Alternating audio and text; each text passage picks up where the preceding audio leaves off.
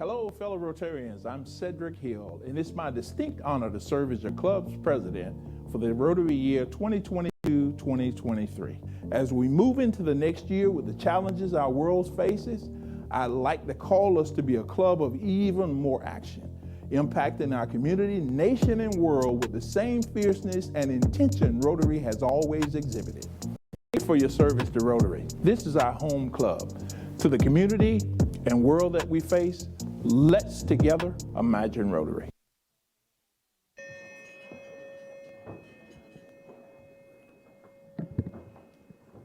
Welcome to our September 14th Rotary Club of Columbus meeting. I call this meeting to order. If you would join me in the pledge, please. I pledge allegiance to the flag of the United States of America and to the republic for which it stands, one nation, under God, indivisible, with liberty and justice for all. At this point, I'd like to call on Isaiah to give us the invocation according to his faith tradition. Thank you, President Cedric. My fellow Rotarians, as we prepare to pray, there's a quote from the late Dr. Martin Luther King Jr.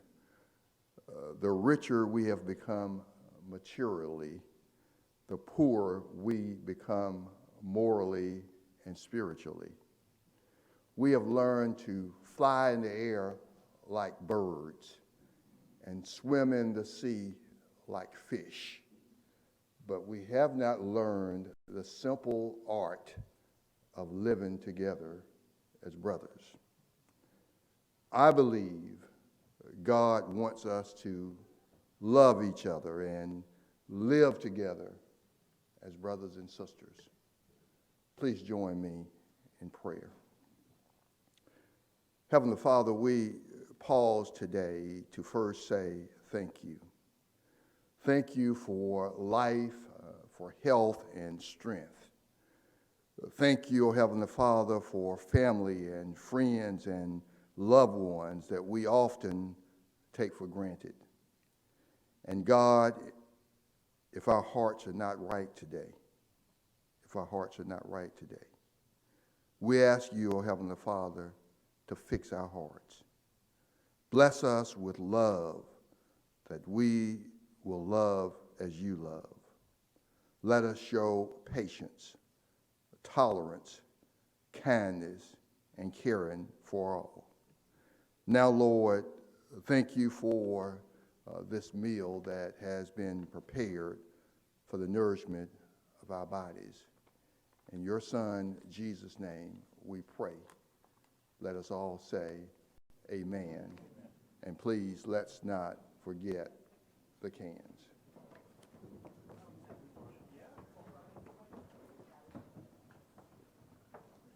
Thank you, Isaiah. At this point, I'd like to call on Gene Kemp. Gene, where are you? Okay. And Gene's going to talk to us about Rotary football.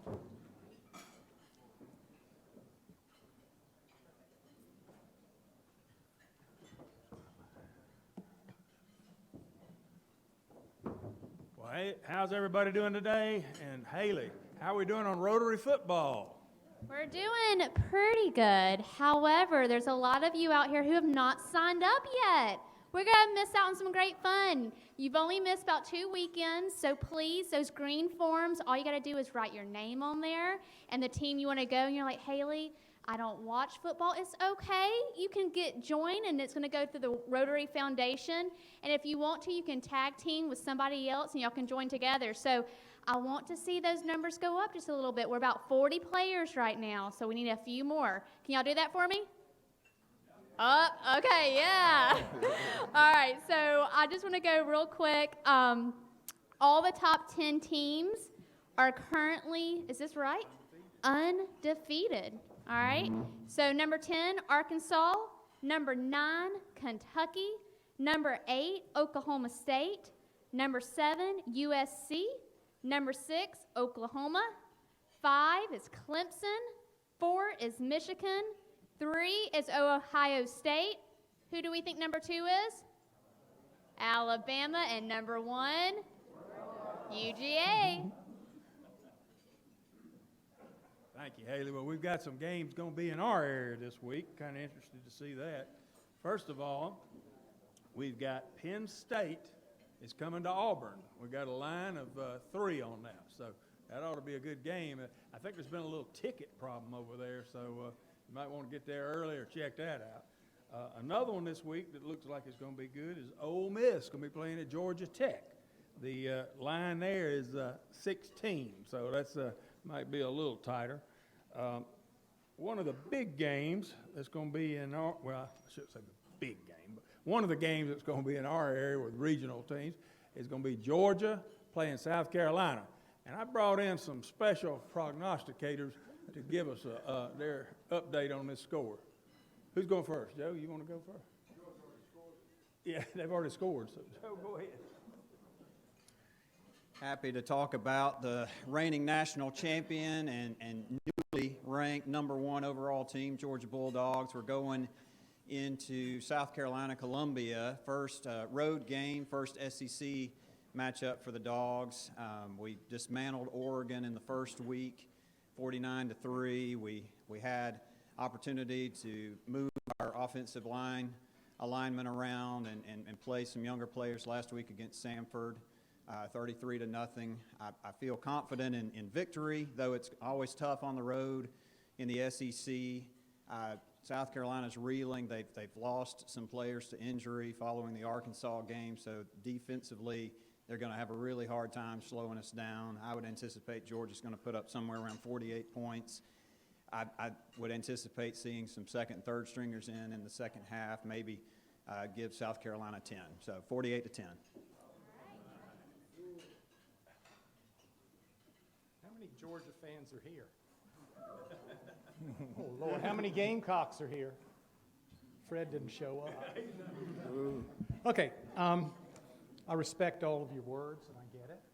But this is a badge I wore in 2019 when South Carolina, amazingly, at Georgia, came in with a new coach, fairly new coach, and it was South Carolina 20, Georgia 17, and double overtime with a field goal. So you remember that? I remember that. You never know. That's why they play the game. That's why they play the game. Kirby Smart's probably one of the best college coaches ever. I put him there in the top 5. He's wonderful. Will Muschamp, who led us to that 19 victory over Georgia, is now an assistant. He's a good assistant. He's doing a good job at Georgia. So I will say something about South Carolina football in relative terms. My son's a Clemson graduate, and he's working there now. And I looked at him one day and I said, "Son, are you going to go with me when the Gamecocks become the national champions?" We go to the game. He said, "That's not a problem, Dad." As if to say, that's a ways off. Anyway, Shane Beamer did a good job last year. He's supposed to win 4 games. We won 7 and won a bowl game. It's going to be a tough fight tomorrow. And when we, Saturday. I'm already in gear. When you least expect it, people will stand up. And we do have our 2 best defensive backs out with injuries. So they're going to step up. It's going to be a close game. And I think it's going to be up there around 40, but I believe it's going to be South Carolina 42, Georgia 40. That's all I can say. All right, you heard from the best commentators around. Make sure you check the white sheet that your name is listed next to the team that you're rooting for. And I got to add, even though we only have 1 winner at each game, who's going to be the biggest winner of all through Rotary football? The Rotary Foundation. Let's give these guys a hand again.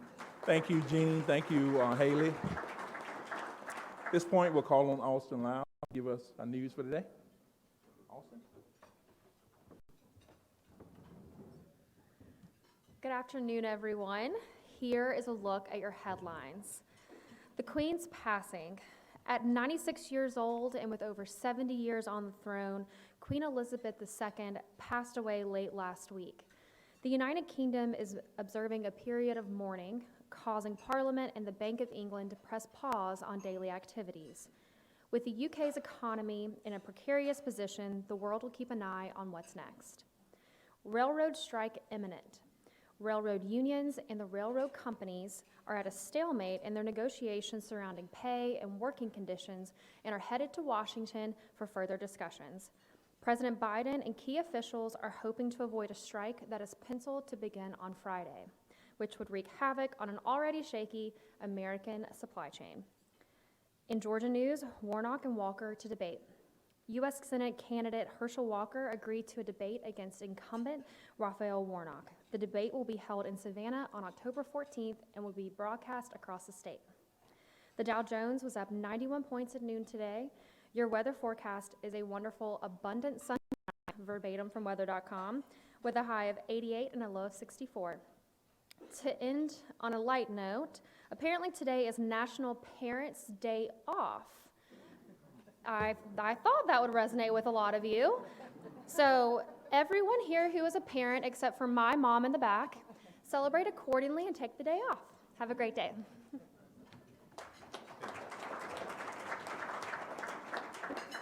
Thank you, Austin. Last week, we recognized or made awareness to Hispanic Heritage Month. We have a treat today that we'd like to bring you thanks to Daisy Linton. We have actually Ms. Rosa Ramos, who's actually from Panama, and she's a psychologist with WinSet, but she's going to actually perform to the title of the song is called Alma. And we'll be entertained by Ms. Ramos. Give your attention, please.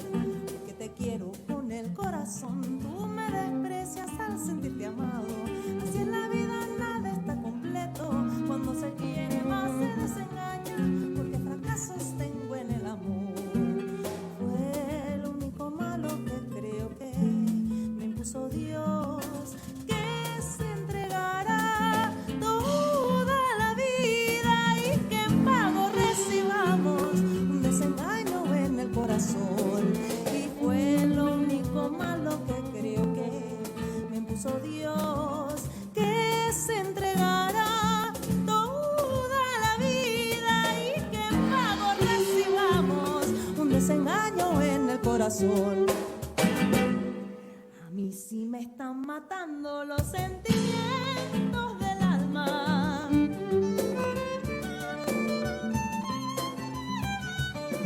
Moreno del alma mía, me estoy muriendo de cabanga.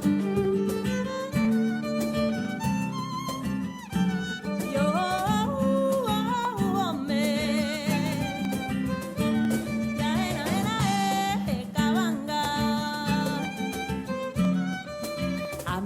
me están matando los sentimientos del alma.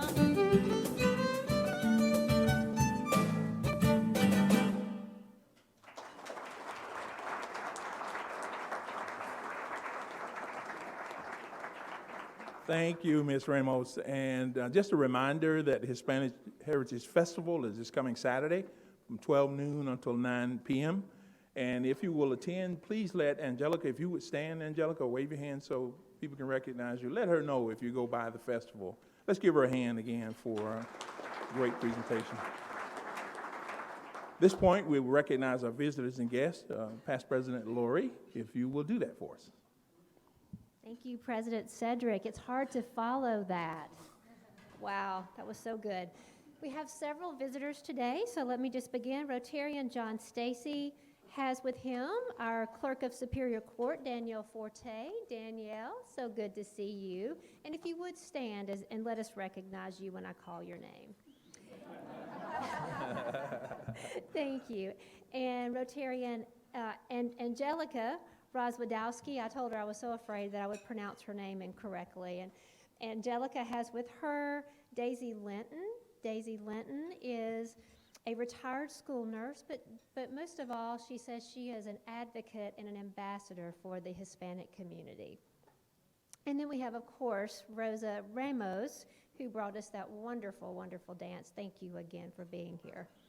And you did say you started getting ready at 8:30 this morning?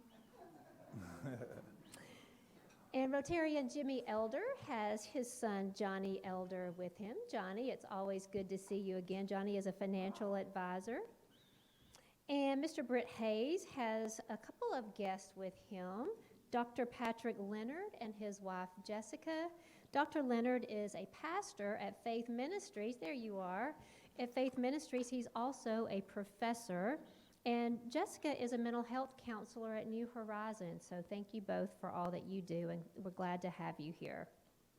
Rotarian Joe Young has with him today Courtney Huffman. Courtney is the executive director of the Columbus Symphony Orchestra, and she's been in Columbus almost 3 months, she said. So she's a rather newbie. And Rotarian Ryan Clemens, past president Ryan Clemens, has with him Kim Golden. Kim is the COO of Neighborhood Works Columbus. And Kim has been here since May. Yeah, so 2 newbies together. So we're so glad both of you are here. Michael Tollier has with him Joe McGuire. Joe is the vice president and general manager at WRBL. Joe, it's good to see you. And Joseph Brannon has with him Kathy Williams. Everybody knows Kathy, a former Rotarian. We miss you. And also here today representing the Muscogee County School District. Thank you. And Rotarian Rodney Close has with him, he said his favorite board member, you'll have to ask him, Jody Chokar. Jody, wonderful to have you here. His favorite board member at the Boys and Girls Club, let me say that, so at least he gets a shout out. And then last but never least, former GRSP student Sebastian Vila is here, and he's brought his wonderful wife, Natalia. So welcome to all of our visitors and guests. Thank you. Let's give them a hand again. Thank you all so much for being our guests today, and we hope that the program today will be enlightening to you, and please feel free to come back to visit with us. Each week, we recognize, in tribute to one of our longstanding members, Colonel Ralph Puckett, we recognize a Soldier of the Week. So at this point, we'd like to call on Mike Smythe, if you would come and recognize our Ralph Puckett, Colonel Ralph Puckett, Soldier of the Week, if you would do that for us.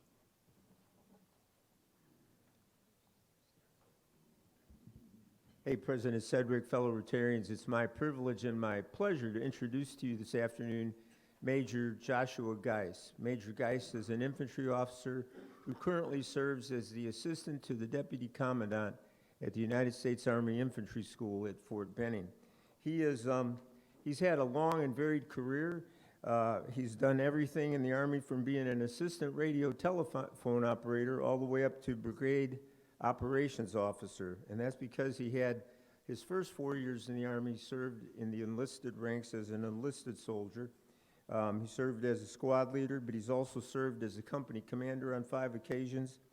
He got to go to some interesting places in the Army, like Vicenza, Italy, where he spent several years, and Hawaii, but he also had the opportunity to go to Iraq and Afghanistan on a couple of occasions with 3 combat deployments.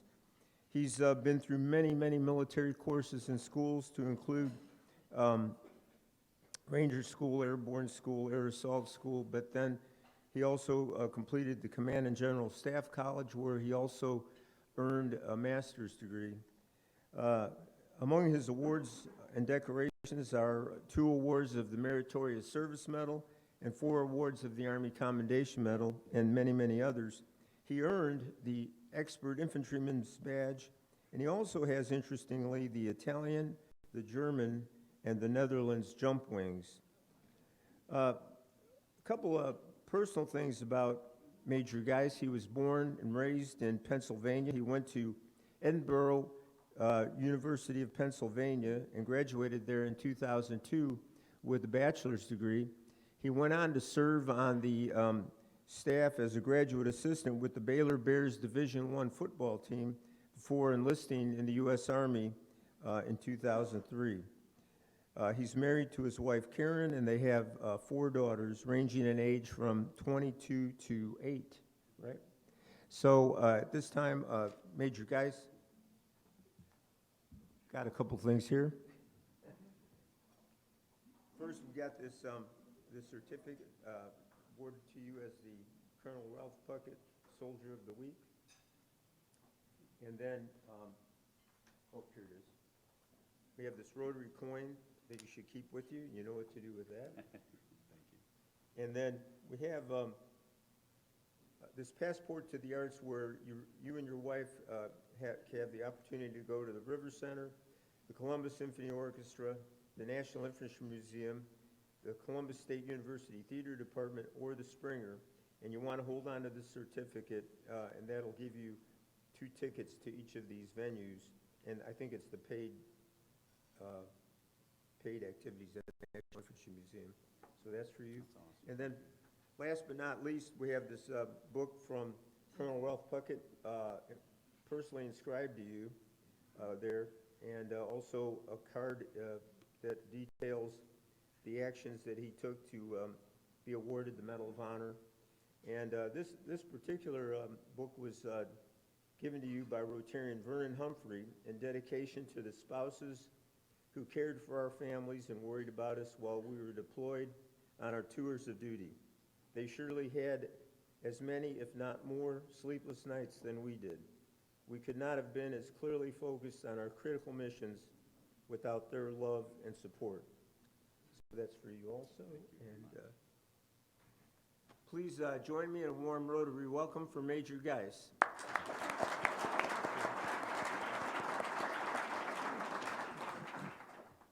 What an honor to be here. Being at the Airborne and Ranger Training Brigade the last 3 years, just an amazing man. And so during the Best Ranger competitions, we always work with Colonel Puckett, and just an amazing man to know his background, what he has done for his nation, his community, and what he continues to do even now. And so thank you for that. My journey in the Columbus area began back in 2003, where I was on a bus from Atlanta down to Fort Benning, Georgia, when I went to basic training. In the middle of life to basic training. Basic training was a little different back then than it is to now, but still great things happened during that time frame. And went off to Iraq, Afghanistan, came back, went to officer school in 2010, so came back for a little bit. And then my wife and I got married later on, came back again to Benning in 2011 to 2014. So we were here for another 3 years. And then just recently in 2019, we moved back again to Fort Benning. And it's interesting, all the time when you go into the Fort Benning gates, they always say, welcome home. And I always felt that Columbus is my home, you know, being here multiple times throughout my career. And now looking to retire next spring and make Columbus our home. We always feel welcome here, not only at Fort Benning, but in our community, in our church and everything. So pretty excited to start the next part of my journey with my wife and my kids here in Columbus. Thank you for everything that the Rotary does worldwide and everything that you guys do, and also in the communities, but also thank you for everything you do for the servicemen and women of Fort Benning. Thank you.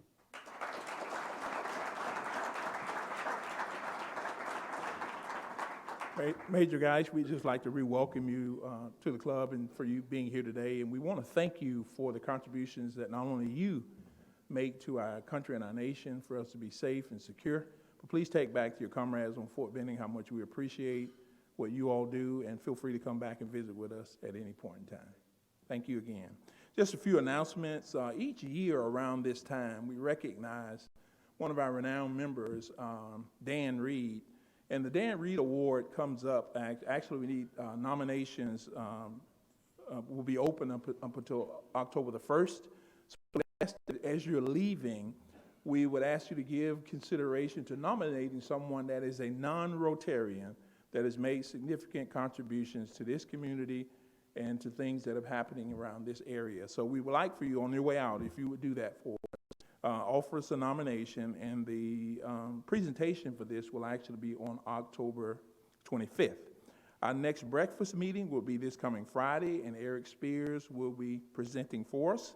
We'd like to move on into a segment of our program, and I'd like to call at this particular point Marquette, if she would come and introduce our program for today. Marquette.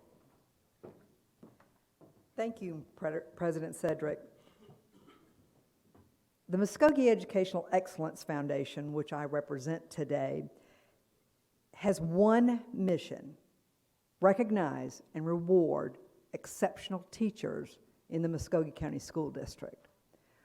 With all due respect to anyone who has ever served in our armed forces, served our country in any way, to those brave men and women who went back into the buildings last week, 21 years ago, on 9/11. Those people are heroes. And I'm here to introduce you today to one hero in our school system. Certainly during COVID, our teachers deserved the honor of being called heroes for what they do and have done and will continue to do every day of the week. As I look at this audience, as I do every year when I'm given the opportunity to introduce the Muscogee County School District Teacher of the Year, I look at all of you and realize and see many of you who are former board members, current board members, and lots of supporters who support that mission of recognizing and rewarding exceptional teachers. Today's Teacher of the Year that I'm going to introduce you today is Vanessa Ellis, an economics teacher at Veterans Memorial Middle School. Vanessa also has the distinct honor of having been the 2017 Georgia Economics Teacher of the Year by the Economic Council of Georgia. That was the same year that she was in the top 10 teachers for the Muscogee County School District Teacher of the Year. Last fall, when we were interviewing our top 10 Teacher of the Year candidates, we expected, when we ask a question of what has COVID been like for you in your teaching career, we expected to get a little complaining, a little about, I mean, everybody was complaining and still complaining about COVID. We expected them to tell us how hard it was, how difficult it was to do their job while protecting their own safety, the safety of their families, and most importantly, the safety of their children and their colleagues. We expected to hear how hard it was to do dual teaching. And if you have never been in a classroom that's offering online teaching to students as well as in-class teaching to students, you've not seen a miracle worker, a true hero. It is absolutely unfathomable to me how they learned to do that, and learned to do that overnight as they were put in that position. While we expected to hear them say some things that were not very positive in these interviews, led by this phenomenal teacher here, we were amazed to hear them say what they had learned how to do, how quickly they were to respond to the new pandemic and to recognize that they had to still fulfill the role of educating our children. There are heroes every day amongst us, and I would tell you today that it is my honor today to introduce you to one of those true heroes, Vanessa Ellis, the Muscogee County School District Teacher of the Year.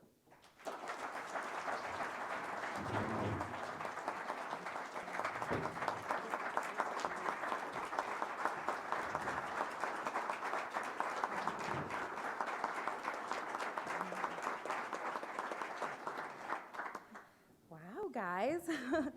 Gonna get me all choked up here. So good afternoon, Rotarians.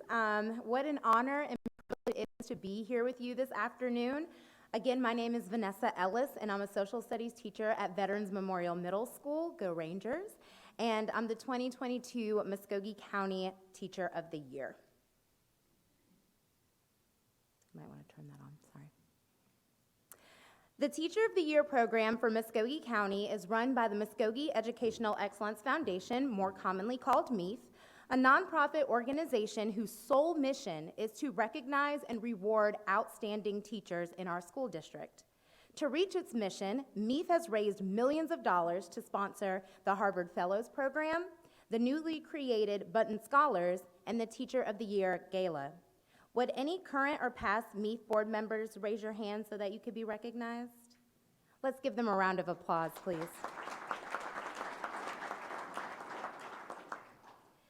Being named the 2022 MCSD Teacher of the Year has been an honor of my lifetime. I am so thankful that MEEF saw my potential, affirmed my purpose, and believed in me to select me as their Teacher of the Year. I hope that I am making my school, my district, and MEEF proud. I want you all to know just how well this school year is off to.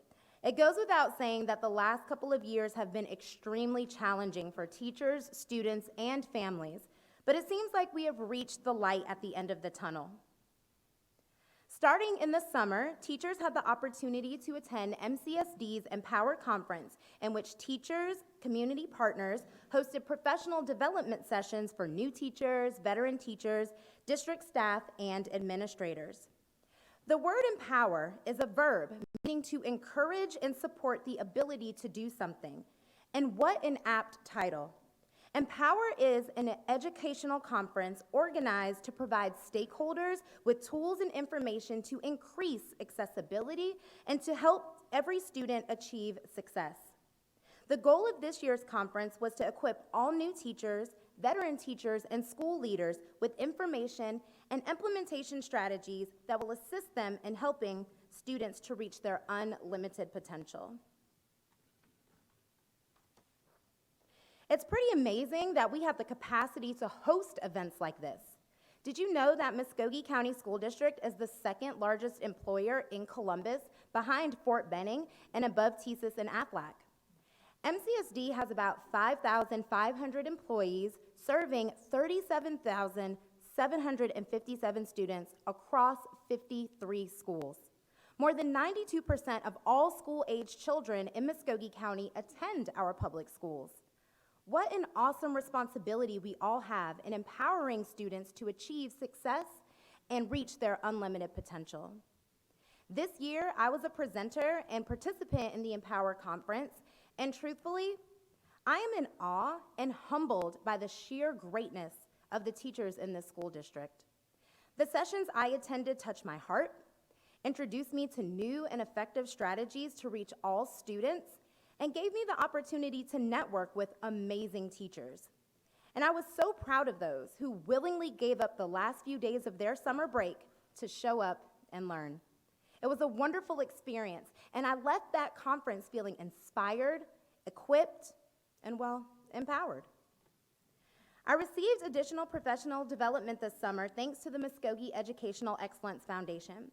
Current Harvard Fellows received the opportunity to attend the Harvard Sparks one-day virtual conference. We all met in a reserved room in the public education building, brought our headphones and our notepads and our pens, attended sessions on Zoom, and reflected with one another in person.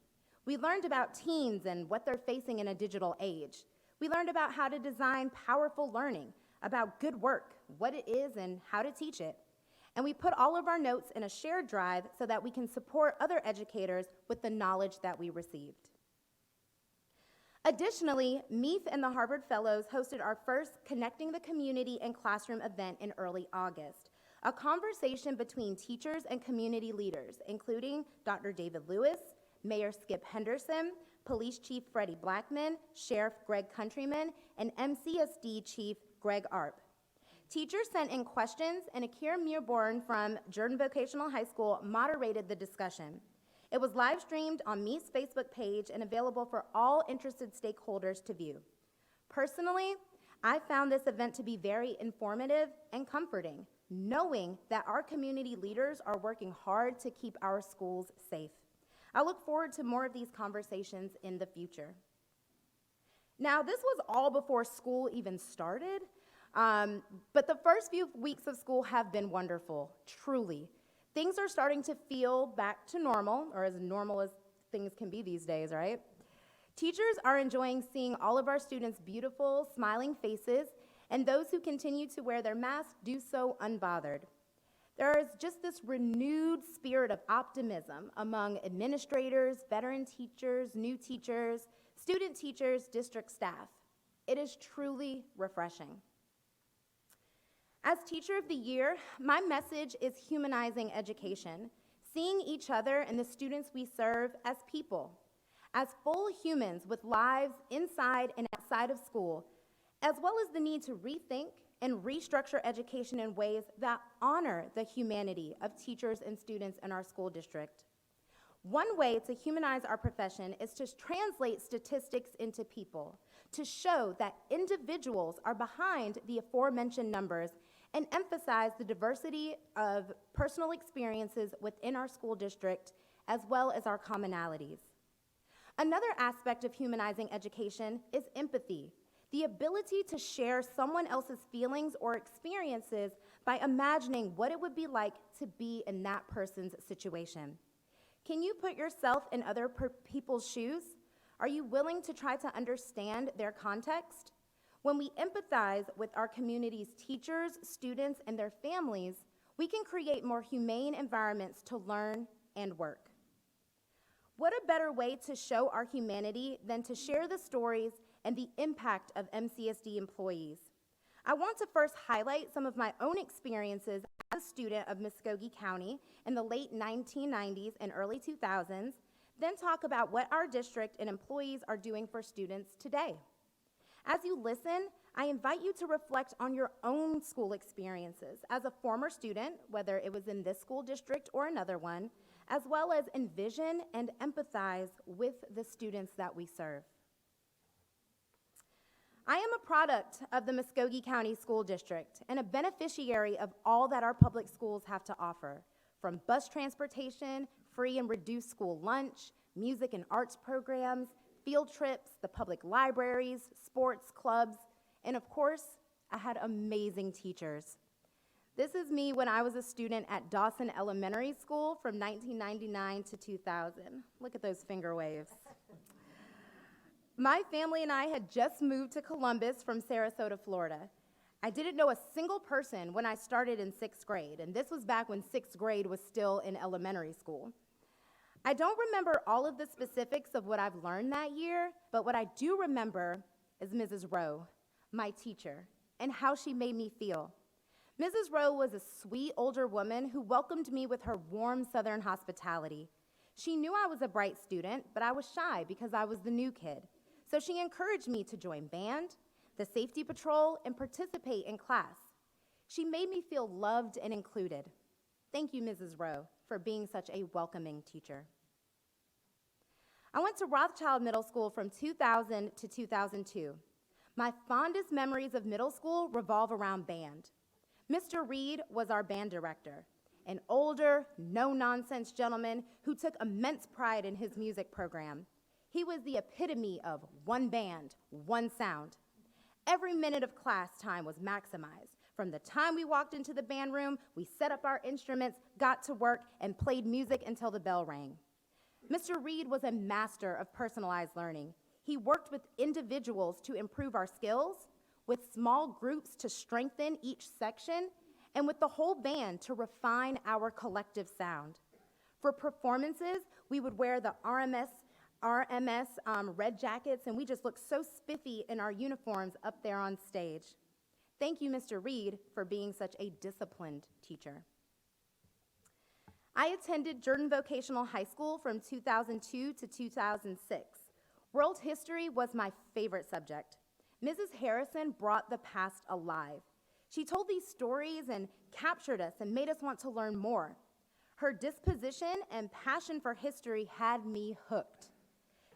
She had us thinking critically and making connections from the past to the present. Ms. Harrison was also one of the nicest teachers I ever had. She genuinely cared for her students and set up a climate in which we were not scared to try. I was a top social studies student that semester, and her teaching inspired me to become a social studies teacher. Thank you, Mrs. Harrison, for being such an engaging teacher. I met my husband, Oliver Ellis, in Muscogee County. Not only am I proud of my husband's teaching accomplishments, I am infinitely inspired by him. His love for his students, his subject matter, and his school has no bounds. His creativity is like a lasso that ropes the kids in. His lessons are so fun and engaging and out of the box that fellow educators can't help but to be impassioned and honestly, a little jealous. Because of Mr. Ellis, I began to write educational rap songs, develop content-based games, and now understand the purpose and uses of data. I hope he knows just how much he motivates me personally and professionally.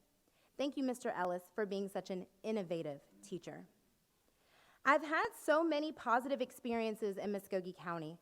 I went on to teach in the school system that raised me, teach alongside educators who taught me, marry a fellow educator, and now our children go to MCSD schools. I'm teaching the siblings of former students and will go on to teach the children, the students I once taught. So I shared my personal school experiences, but those are from decades ago. What about our students today? Let me paint a picture of a modern, diverse classroom in today's public schools. Close your eyes and imagine 31 desks. There are 19 students who are male and 12 who are female. There are 15 black students, 10 white, 4 Hispanic, 2 Asian Pacific Islander. There are 5 students for whom English is a second language. Many students have individual educational plans and 504 plans which give kids with disabilities services and support they need to learn alongside their general education peers. There are 5 students who have no internet access in their homes, and there are about 20 students with some sort of health condition. These are the statistics of one of my classes at Veterans Memorial Middle School. And this is just the information that I do know. Imagine what I don't know. Our kids are so diverse in terms of where they're from, what they look like, and how they learn. But different does not mean deficient. As teachers, we have to go beyond and above and beyond looking at students as data points, demographics, and rows on a spreadsheet, which reduces students to numbers rather than the people that they are. Getting to know our students and establishing relationships with them are the first steps in humanizing those we teach. Sometimes we forget students are still kids who are growing and developing. Students need a lot of love, guidance, and assistance as they navigate school. When we understand their circumstances, we can extend grace where, when, and where it is needed. We must develop educational strategies, assessment methods, grading practices, behavior management systems that honor the humanity of our students.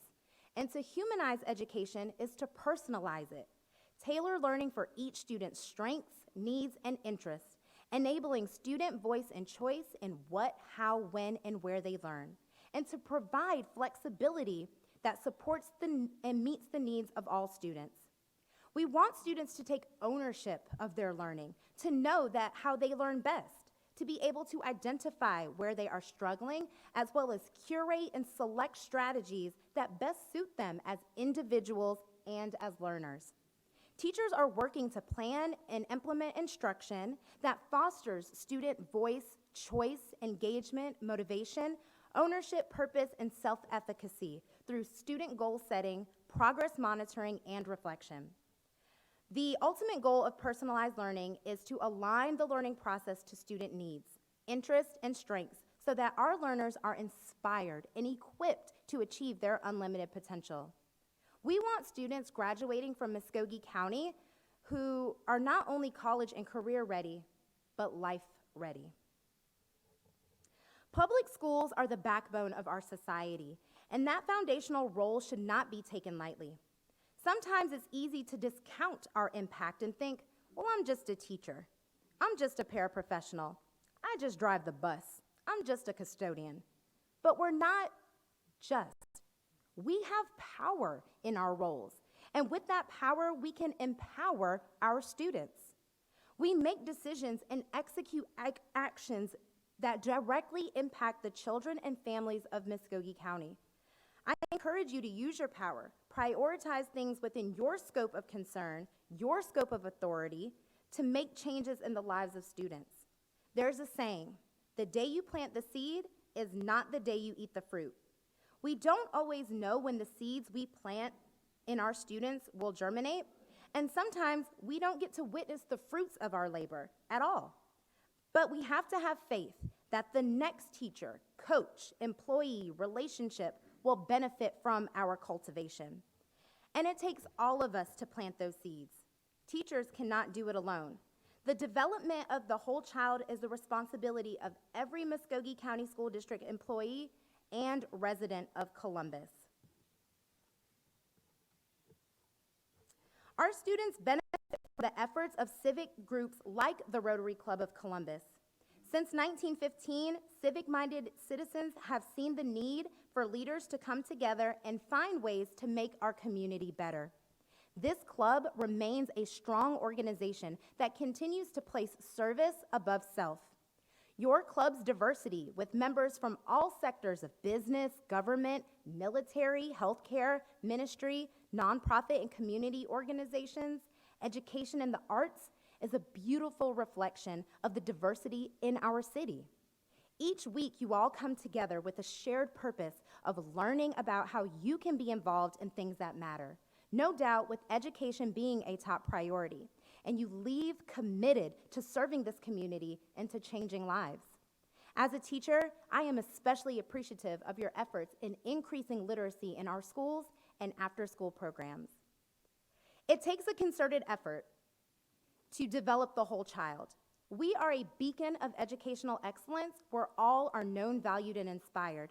It should be our personal charge to inspire and equip all students to achieve that unlimited potential. It's going to take all of us to stand up for public education amid those who want to dismantle it. In conclusion, I want to recap some of the key takeaways that will hopefully inspire and motivate us as we continue through this 2022-2023 school year. Humanizing education, seeing the faculty, staff, and students we serve as people, as full humans with lives within and outside of school. Remember what it was like to be a student yourself.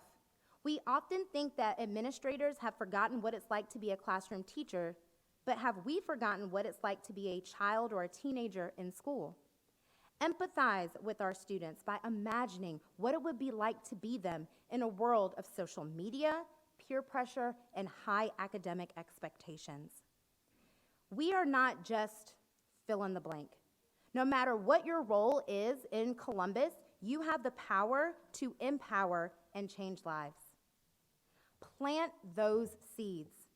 Who we are today is the culmination of all who believed in us, challenged us, mentored us, invested in us, whether it be parents, teachers, students, colleagues, administrators, or community members.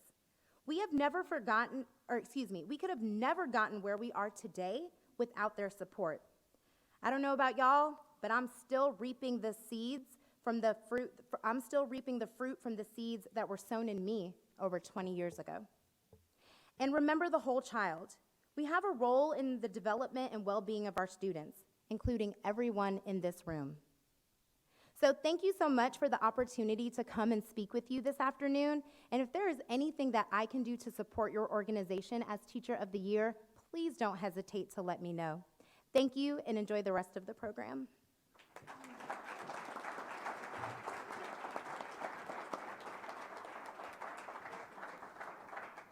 Ms. Ellis, we thank you so much for being with us today, and as just commemoration for your visit with us today, we're going to put a children's book in our local library, inscribed with your name on it. Let's give her a hand again for There may be some questions, so if you've got a few minutes, just kind of stick around. There could be some that will come up and have some questions for you. Just like to remind you that our program today will be both on our Facebook page and on YouTube. Wanted to speak to Lowry. But Lowry, would you wave or stand and give us something that you did this week, real quick? For JRSP weekend, so I saw every student, and it was really cool. We went to a water park. Yes. Great. If you haven't had a chance to introduce yourself or meet Lowry, please do that. At this point, I'd like to call Isaiah back up and ask you all would stand with me, because each week we want to commemorate our closing with a reminder of who we are as Rotarians. Okay, just join me quickly in our four-way test of things we think, say, or do.